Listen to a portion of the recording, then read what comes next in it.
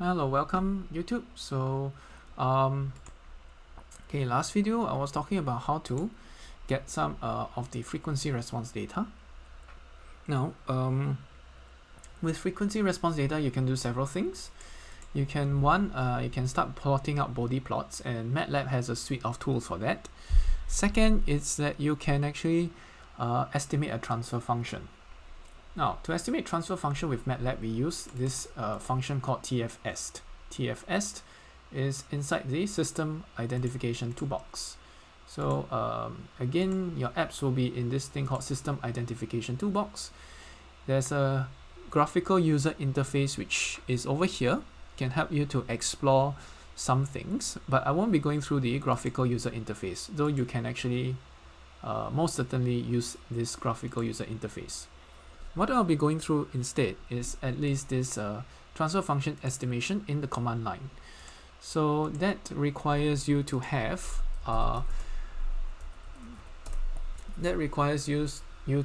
this system identification toolbox. Okay, under control design and system. So this is the system identification toolbox 9.14. Okay, you have other things in the control system design toolbox as well. That's a different toolbox altogether, by the way. But yeah, TFS is a very good one for this what do you call it, transfer function estimation from frequency response data. So the syntax is very simple. Okay, you will have a transfer function system sys equals to tfs data np. What is data and what is np and what is sys? Okay, this sys here is just an object. It's called an idtf object. This is basically is just a transfer function object. Okay, remember we talked about objects before. There are ways of actually storing lots of random, lots of related, not random, related data. It can be an array, it can be a string, and you can just sort them all together. Okay, and what is this data? This data is actually some frequency response data, okay, or frequency domain data, okay, as you can see here, and you have NP. NP is the number of poles, and this is the most basic way to use the TFS, transfer function estimation,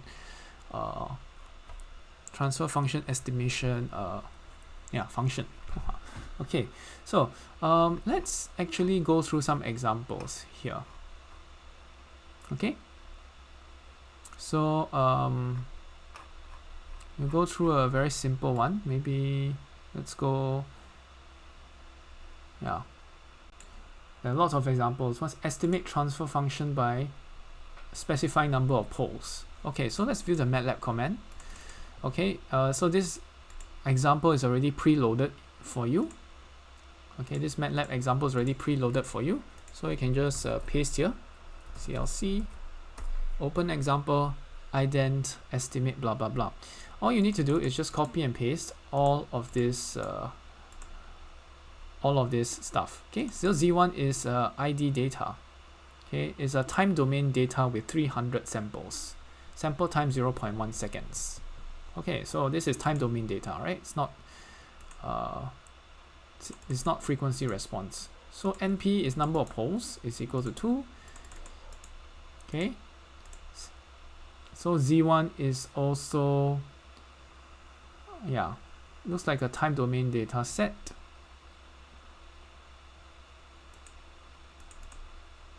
Yeah, Z1 is a time domain data, ID data 1 as Z1.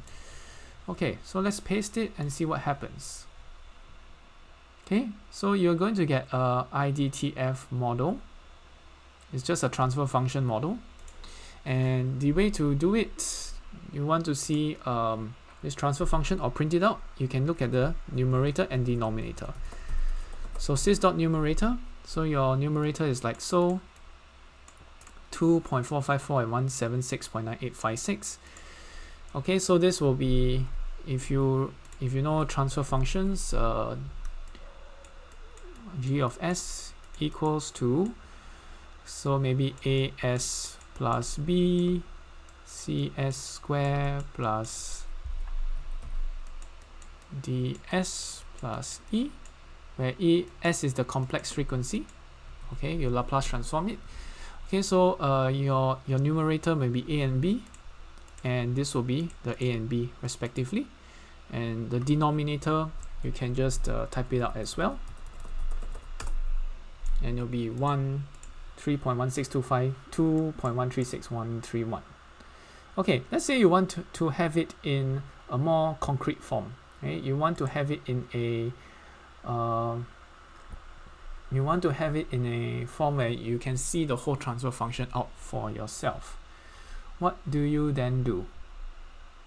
Okay, so let's see. There should be some examples. Okay, so the way to put this, at least have this thing out, is to, let's take a look first.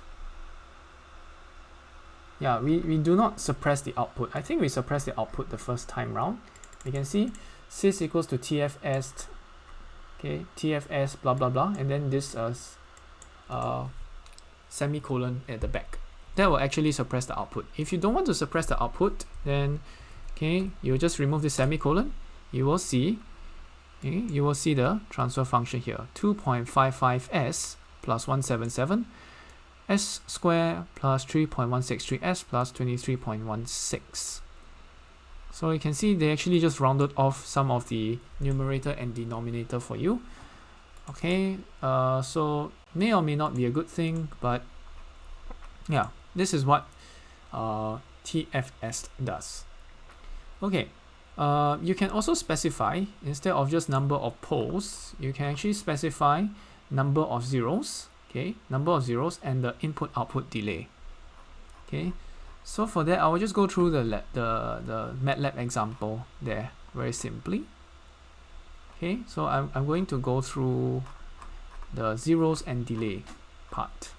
Single output, single input, single output. Okay, let's see.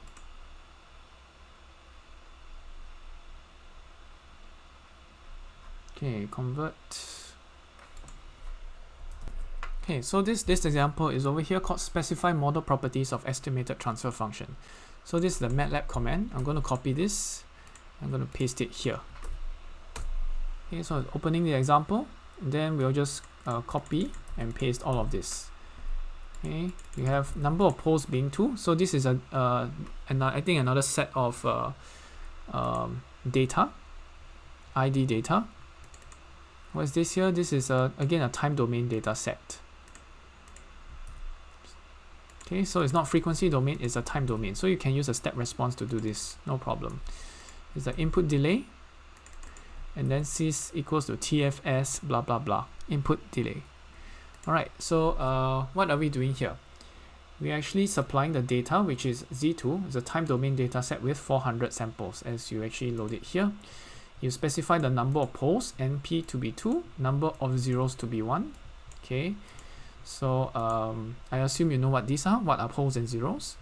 You can also specify the input delay here as input delay. Okay, input delay here is 0.2 seconds. Okay, all of these are in seconds, I believe. Okay, so let's plot it out, and we'll not suppress the output so that we can see what the transfer function looks like.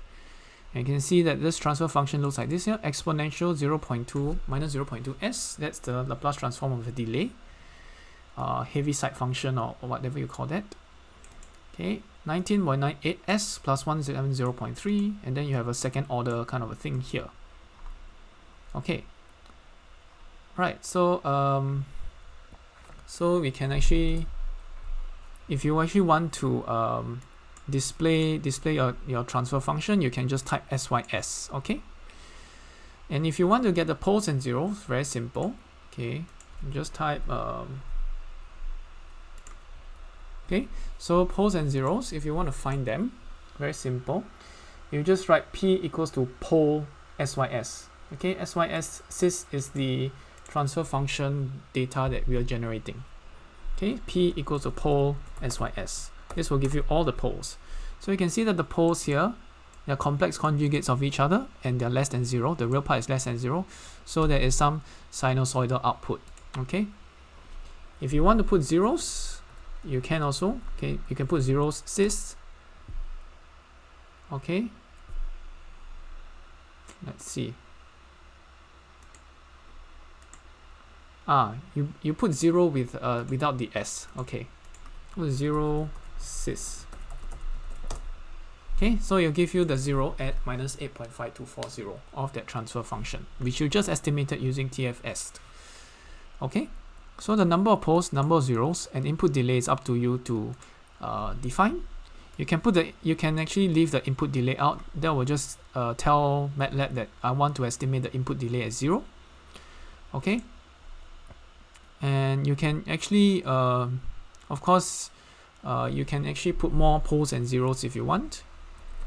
np equals 4, nz equals to 2, and let's try putting this in again. Okay, so I have a very much longer transfer function now, and we can type in pole of sys. That will give us all the poles, and we can find the 0 sys, and that will give us all the zeros. Now if you want the gain as well, where do you find the gain? You have to find it using this zero method. So what you do is to just type in z comma gain, or whichever variable you want, to go and type out the zeros. Okay, so there is no gain function. You have to do it through zeros, the zero function, at least for this version of Matlab. Okay, z gain equals 0 sys. Okay, so it will give you the zeros here, and it will give you the gains as well. Okay, so if you want everything in the pole 0 gain format, this is how you do it. You type in all the poles, and then Matlab will just calculate the poles for you of the system. You type in the zeros, then Matlab will calculate for you the 0, and if you want, the gain as well. So that's how you actually use this tfs. Okay, seems pretty straightforward. If you want the poles, zeros, and gain, you can do so. And on the system, you can even do a step response. So I do a step sys, and you see what happens. Okay, we will have this step response. You can even do let's see, step response Matlab. Okay, so this is how you do it. And if you want to control the amplitude, right? If you want to control the amplitude,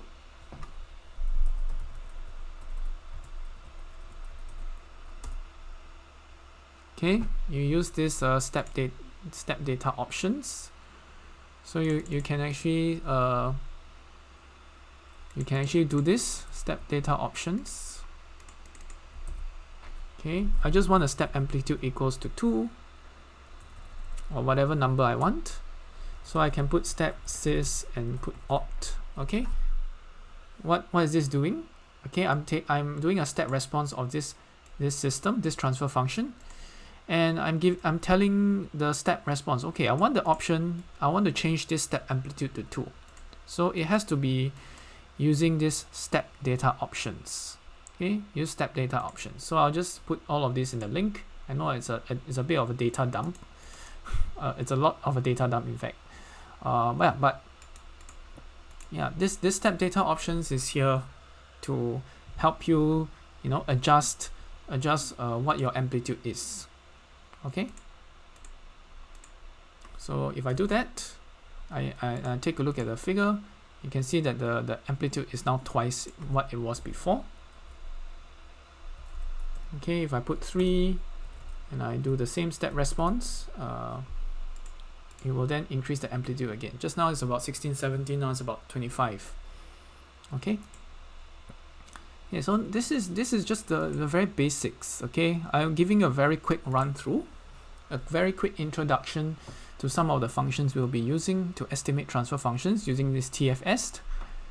Okay, so I want to run through again. To use tfs, you just need some time domain or frequency domain data. I have not explained how to get these data objects yet, and I probably will do so in some other video.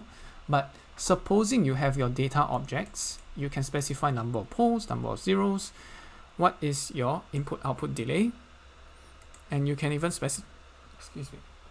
you can even specify some options. Okay, you can specify some options which I have not described here. You can do the polls of the system by using the control system toolbox. Remember, okay, so you don't just need a system identification toolbox, you need the control system toolbox to do this poll.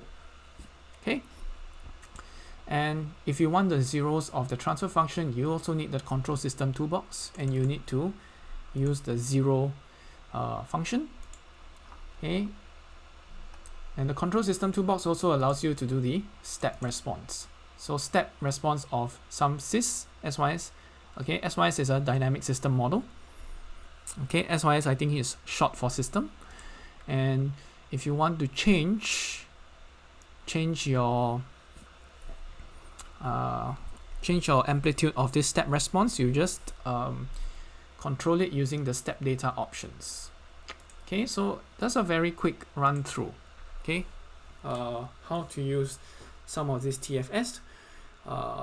And don't worry, this is just a summary and introduction. In coming videos, we'll sort of demonstrate slowly how to use these terms with many or some examples. Okay, so yeah, this is just the introduction of some of the functions we'll be using. So and of course, I didn't tell you yet how to get all this ID data. Okay, or even a frequency response data. Okay, IDFRD. Yeah, IDFRD, right? I didn't tell you how to do this frequency response data, and how do you load it into your transfer function? How do you estimate your transfer function? Okay, so to do that, yeah, we will have to do something else. Okay, we will need to find ways of creating our own IDFRD object. Okay, so IDFRD is our frequency response data. Okay, so let's see.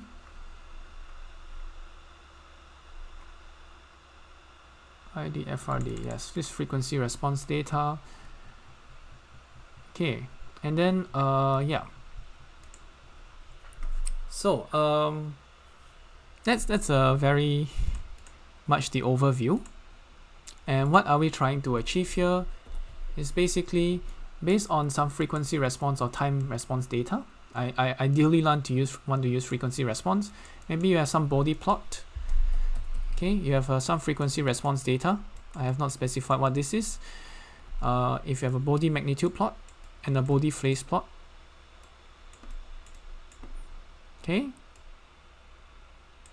so your body magnitude plot will be something like this. You will have the magnitude in dB, in decibels, versus maybe the log of the frequency, which is in hertz. Okay, maybe log of frequency. Okay, and the frequency will be in hertz. It can be in radians per second, as in angular frequency, but I like to standardize and use hertz. Okay, because hertz is it makes more sense to me. Okay, so yeah, this is how we do this body magnitude plot. Normally, if you do your own frequency response test, you will have lots of these data. Okay, of frequency versus magnitude, or frequency versus phase for the body phase plots, or even better, frequency versus the complex gain, right? Well, it's not complex gain, so to speak, but you have a complex number, and that will contain both the magnitude and the phase data in there. I just call it complex gain, but it's actually a complex number. All right. So if you have a data set with frequency with and some complex numbers which represent the ratio of the Fourier transform inputs and outputs, how are you going to estimate a transfer function? So the way to do it is using the Tfs method. Okay, we use a Tfs in Matlab to do this so-called curve fitting. So if you have all these data points here and you want to fit a curve in, you use the Tfs method to give you a transfer function. Once you have a transfer function, what do you then do? You try and do a Bode plot of this transfer function. All right, and you try to see whether this Bode plot actually fits your data points, and that will actually sort of validate whether your transfer function is more or less correct. Yeah, of course, there are other ways to test it as well, but this is the bare minimum that you want to do if you want to fit in the transfer function using MATLAB's Tfs. Okay. So the last step is, of course, for you to verify. If you trust MATLAB's methods, then by all means, but I always find the need to verify whether MATLAB's transfer function actually matches what we have in the frequency response data. Okay, so I'll stop now. I will talk about how all of this is done in the next videos. Okay, thanks for watching.